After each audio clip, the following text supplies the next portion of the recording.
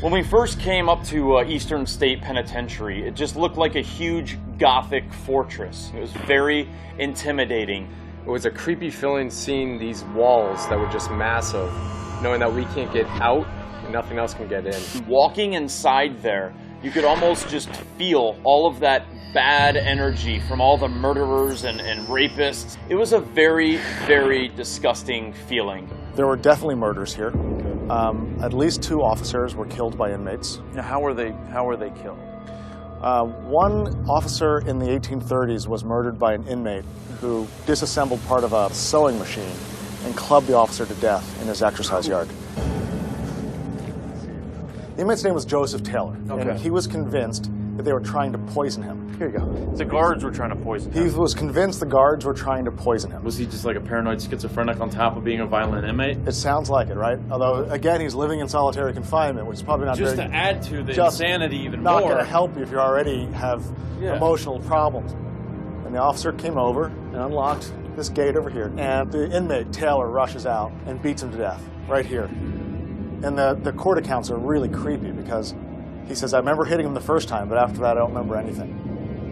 And then he went back into his cell and he fell asleep. So we're walking around and we go to this one cell block. We're just doing an open investigation. And I heard this noise try and like cue me in to go in this one jail cell. Are you in here for murder? Shh. Shh, don't move. It sounded like footsteps walking straight up, dude. I no joke. Wonder if they think Talk to him, Aaron. Talk to him. Is there anyone walking up the hallway towards me right now? If so, I got a couple jailmates in their cells. So if you have something to say about it, come and get me right now. Because I'm about to put them in there for good. I got a spike. So we go in there and we're doing some work with the digital recorder, and we're asking some questions, and we get this EVP that was so clear and it was so creepy to hear. If you don't think it was right that you got locked up in this jail, then say something to us.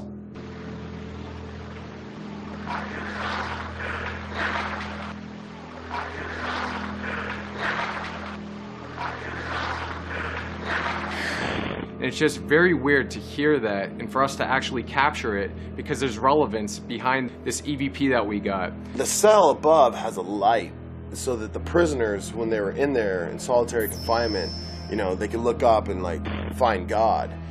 Is that what this prisoner did? Is that what he said to himself? Because that's the only person that he had while he was isolated in his jail cell, was those skylights seeing God? I think it was some sort of residual or intelligent spirit at the same time responding to our questions and to actually the skylights where God can forgive the prisoners.